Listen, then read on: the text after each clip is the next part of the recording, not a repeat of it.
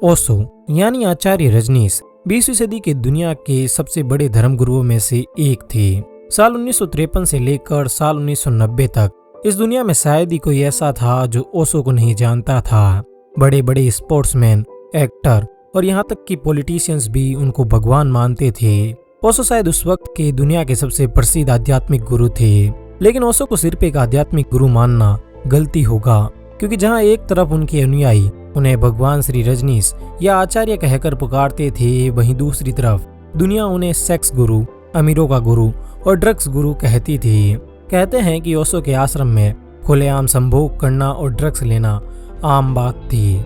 ओशो संभवतः पहले ऐसे आध्यात्मिक गुरु थे जो खुलेआम सेक्स को प्रमोट करते थे, और यही कारण था कि उन्हें 20वीं सदी का सबसे विवादित इंसान भी माना जाता है।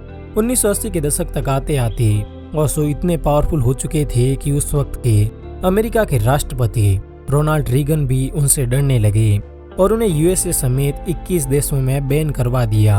लेकिन अब सवाल ये आता है कि आखिर कैसे मध्य प्रदेश के एक छोटे से गांव में जन्मा चंद्रमोहन जैन यानी ओशो इतना शक्तिशाली हो गया कि बड़े बड़े देशों की सरकारें भी उससे डरने लगी। ओशो को सेक्स गुरु क्यों कहा जाता था और क्यों ओशो की मौत का राज आज भी लोगों से छुपाया जाता है? स्वागत है आपका साइनो पर। दिसंबर 1931 में मध्य प्रदेश के एक छोटे से गांव कुचवाड़ा में जन्मे ओशो अपने जन्म से ही काफी रहस्यमयी थे। जहां सामान्य तौर पर बच्चे जन्म के महज कुछ ही समय बाद रोने लगते हैं, वहीं बड़ी हैरानी की बात थी कि चंद्रमोहन जैन यानी ओशो अपने जन्म के 3 दिन बाद तक ना तो रोए थे और ना ही किसी तरह की कोई प्रतिक्रिया दी। ओशो के बचपन का एक बड़ा हिस्सा उनके नाना नानी के घर बीता था। यहाँ पर उनकी नानी उन्हें कुछ ऐसी कहानियां सुनाती थी जो उन्हें सोचने पर मजबूर करती थी, और यही कारण था कि ओशो बचपन से ही काफी जिज्ञासु प्रवृत्ति के थे। ओशो को अक्सर अपने से बड़े लोगों से मिलना काफी पसंद था। वो जब महज 10 साल के थे तब उन्हें गांधी जी से मिलने का मन किया और फिर लगभग 13 घंटे तक एक रेलवे स्टेशन पर इंतजार करके वो बापू से मिले और उन्हें आजादी की लड़ाई के लिए 3 रुपए दान किए। ओशो जब भी अपने से अधिक उम्र के किसी इंसान से मिलते तो वो उससे कई सारे प्रश्न पूछते थे, लेकिन ये सवाल सामान्य सवाल नहीं बल्कि बहुत ही रहस्यमय और अजीब किस्म के होते थे।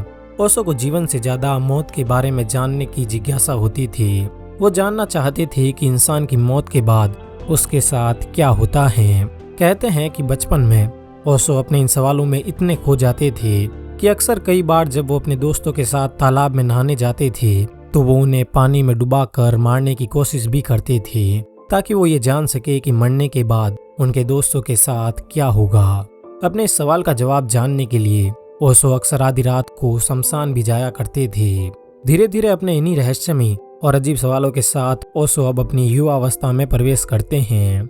इसी दौरान ओशो जब एक बार अपने घर की तरफ जा रहे होते हैं तो उन्हें रास्ते में एक पीपल का पेड़ दिखाई देता है, और इस पेड़ को देखते ही ओशो को इससे पहली नजर में ही इतना लगाव हो जाता है कि वो इसी के नीचे ध्यान में बैठ जाते हैं। अपनी युवा अवस्था में ओशो कुछ हद तक नास्तिक हुआ करते थे और हिप्नोसिस और सोशलिज्म में विश्वास रखते थे। 21 मार्च 1953 को 21 साल की उम्र में ओशो को इसी पेड़ के नीचे आत्मज्ञान की प्राप्ति होती है। इसी दौरान ओशो अपनी पढ़ाई भी जारी रखते हैं और सागर यूनिवर्सिटी से एमए फिलॉसफी में फर्स्ट गोल्ड मेडलिस्ट बनते हैं। ओशो जब सिर्फ 27 साल के थे तब उनमें सूफी मत को जानने की जिज्ञासा जागी, और इसके लिए उन्होंने अपना सुन्नत भी करवाया, जो कि इतनी कम उम्र में काफी दर्दनाक प्रक्रिया होती है। अपनी पढ़ाई पूरी करने के बाद वो जबलपुर की ही एक कॉलेज में पढ़ाने लगे और यहीं से उन्होंने दुनिया को धर्म के बारे में ज्ञान देना शुरू किया। ओशो बेशक अपने जीवन के शुरुआती दौर में नास्तिक हुआ करते थे, लेकिन फिर भी वो पुनर्जन्म में बहुत अधिक मानते थे। उनके मुताबिक आज से 700 वर्ष पहले उनका पहला जन्म तिब्बत में हुआ था, जहां पर उनके कुछ कार्य अधूरे रह गए थे और इन्हीं अधूरे कार्यों को पूरा करने के लिए वो वापस धरती पर आए थे। वो कहते थे कि उन्होंने अपने जन्म के लिए अपने माता पिता को भी खुद ही चुना था। ओशो पर शोध करने वाले कई विद्वानों का मानना है कि ओशो शायद इतने बड़े फिलोसोफर इसीलिए बने क्योंकि वो एक बहुत ही उच्च कोटि के वक्ता थे। वो कुछ भी बोलने से पहले बहुत ज्यादा सोचते थे और उनके मुंह से शायद ही कोई ऐसा शब्द निकलता था जिसके लिए उन्हें बाद में माफी मांगनी पड़े या कहना पड़े कि माफ कीजिए, मैं ये कहना चाहता था। ओशो ने अपने पूरे जीवन में 10,000 घंटों से भी ज्यादा के प्रवचन दिए। इन प्रवचनों में भी दो बातें खुलकर करते थे, पहली तो संन्यास और दूसरी संभोग। ओशो का मानना था कि अगर किसी इंसान को मोक्ष चाहिए तो इसके लिए उसे घर गृहस्थी छोड़ने की कोई आवश्यकता नहीं है। ओशो संभोग को भी संन्यास का ही एक अंग मानते थे। कहते हैं कि ओशो के आश्रम में खुलेआम संभोग करना एक आम बात थी। उनके आश्रम में उनके सभी अनुयायियों को ये छूट थी कि वो अपनी पसंद के मुताबिक अपने पार्टनर को चुन सकते थे और उसके साथ संभोग कर सकते थे। अब ये बात अलग थी कि ओशो का ये ज्ञान बेशक दुनिया के लिए काफी नया और अलग था, लेकिन उनकी ये समझ बेबुनियाद नहीं थी। ओशो ने अपने पूरे जीवन में 1 लाख से भी ज्यादा किताबें पढ़ी थी और शायद ये इन किताबों का ही प्रभाव था कि वो इस तरह सोचते थे। ओशो को बचपन से ही किताबें पढ़ने का काफी शौक था। उन्होंने अपने जीवन में सबसे पहली किताब द बुक ऑफ मिडनाइट पढ़ी। ये एक फिलोसफी की किताब थी और आगे चलकर इसका उनके जीवन पर बहुत गहरा प्रभाव पड़ा। ओशो के पिता बताते हैं कि ओशो अपनी किताबों को लेकर इतने सेंसिटिव थे कि अगर उन्हें कोई खरोच लगी हुई किताब मिल जाती तो वो उसे हाथ भी नहीं लगाते। ओशो के मुताबिक किताबें उनकी जीवन साथी थी और अगर कोई किताब खरोच लगी हुई होती तो वो उनके लिए एक वेश्या के समान होती थी। इसके अलावा ओशो मनु संहिता और मनुस्मृति जैसी किताबों के भी खिलाफ थे। साल 1962 में ओशो ने अपने पहले ध्यान शिविर का आयोजन किया और इसके बाद तो उन्होंने लगातार कई और ऐसे शिविरों का आयोजन जारी रखा। ओशो अपने ध्यान शिविर में जीवन से जुड़े हर पहलू के बारे में खुलकर बात करते थे, जिस कारण लोग उनसे इतने प्रभावित होते थे कि एक बार अगर कोई उनका प्रवचन सुन लेता तो वो अपने आप को उनका अनुयायी मानने लगता। साल 1968 में उन्होंने मुंबई में अपना पहला आश्रम खोला और 1970 में उन्होंने अपना खुद का नाम बदलकर आचार्य रजनीश रख लिया। फिर साल 1974 में उन्होंने अपना आश्रम मुंबई से पुणे शिफ्ट कर लिया। यहाँ आकर ओशो संभोग के बारे में और भी खुलकर बात करने लगे। वो कहते थे कि संभोग को बुरा मानने की बजाय समाधि के तौर पर देखना चाहिए। कहते हैं कि ओशो के पुणे के आश्रम में उनके कई अनुयायी कपड़े भी नहीं पहनते थे और इनमें से लगभग हर एक अनुयायी महीने में 90 से भी ज्यादा बार संभोग करता था। ओशो का ये तरीका बहुत विवादित था, लेकिन इसी अजीबोगरीब तरीके के कारण 1970 के दशक के अंत तक आते आते ओशो के अनुयायियों की संख्या 10 लाख से भी ज्यादा हो चुकी थी, जिनमें बड़ी संख्या में विदेशी अनुयायी भी थे। उनके अनुयायियों का एक बड़ा हिस्सा अमेरिका में भी रहता था और यही कारण था कि साल 1981 में उन्होंने अमेरिका के ओरेगोन में 60,000 एकड़ से भी ज्यादा की जमीन पर रजनीशपुरम नाम का अपना एक आश्रम खोला। यहाँ आकर आचार्य रजनीश ने खुद को भगवान ओशो घोषित कर दिया।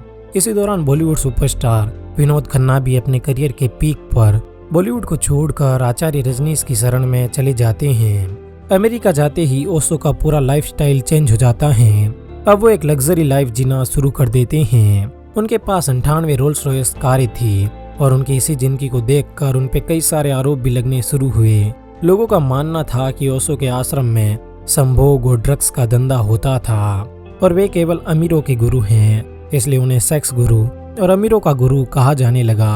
अपने इन विवादों के कारण ओशो धीरे धीरे इतने प्रसिद्ध होने लगे कि अमेरिका में उनके अनुयायी लगातार बढ़ने लगे और इसी को देखकर उस वक्त के अमेरिका के राष्ट्रपति रोनाल्ड रीगन को उनकी प्रसिद्धि से चिंता होने लगी और इस कारण उन्होंने उन पर कई मुकदमे दर्ज करवाए और फिर उन्हें लगभग 12 दिनों के लिए जेल भी भेजा गया। जेल से छूटने के बाद ओशो अमेरिका से निकल गए और कई दूसरे देशों की यात्रा करने लगे, लेकिन अमेरिकी सरकार के दबाव में उन पर कई देशों ने बैन लगा दिया और फिर अंत में ओशो को लौटकर अपने पुणे आश्रम में आना पड़ता है।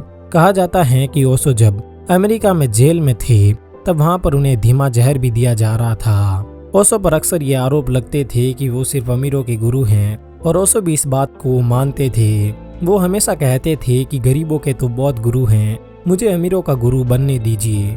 ओशो को उर्दू की प्रसिद्ध गायिका नूरजहाँ का गाना वो जो हम में तुम में करार था काफी पसंद था। ओशो का जीवन जितना विवादों में रहा उससे भी अधिक उनका अंतिम समय विवादों में रहा। साल 1981 में ओशो लगभग 3.5 साल के सार्वजनिक मौन में चले गए। फिर उनका उनकी निजी सचिव मां आनंद शिला के साथ भी काफी लंबा विवाद रहा। ओशो ने आनंद शिला पर आश्रम के पैसों में फ्रॉड करने का आरोप लगाकर उन्हें जेल भिजवा दिया और जेल से छूटने के बाद आनंद शिला ने भी उन पर हत्या की साजिश रचने जैसे कई गंभीर आरोप लगाए। 19 जनवरी 1990 को ओशो की उनके पुणे के आश्रम में मौत हो गई। ओशो की मौत के पीछे का कारण हार्ट अटैक बताया जाता है, लेकिन ओशो के डॉक्टर ये बात नहीं मानते हैं। ओशो के डॉक्टर बताते हैं कि जब ओशो की मौत हुई थी उससे कुछ वक्त पहले ही उन्हें आश्रम में बुलाया गया, लेकिन ओशो के अनुयायियों ने उन्हें ओशो को चेक करने नहीं दिया और फिर कुछ देर बाद उनसे कहा गया कि भगवान ओशो नहीं रहे और इसके बाद ओशो का पोस्टमार्टम भी नहीं करने दिया गया और हड़बड़ी में उनका अंतिम संस्कार कर दिया गया। ओशो के डॉक्टर का मानना था कि उनकी मौत हार्ट अटैक की वजह से नहीं बल्कि जहर की वजह से हुई थी, क्योंकि जब ओशो की मौत हुई थी तब उनका शरीर हल्का नीला पड़ा हुआ था। ओशो का प्रभाव न सिर्फ 20वीं सदी में था बल्कि उनका प्रभाव आज भी इतना अधिक है कि उनके प्रवचनों पर आधारित किताबें लाखों की संख्या में बिकती हैं। अब ओशो भगवान थे या नहीं थे, वो सच में ज्ञानी थे या सिर्फ दिखावा करते थे, ये सोचना हम आप पर छोड़ते हैं। धन्यवाद।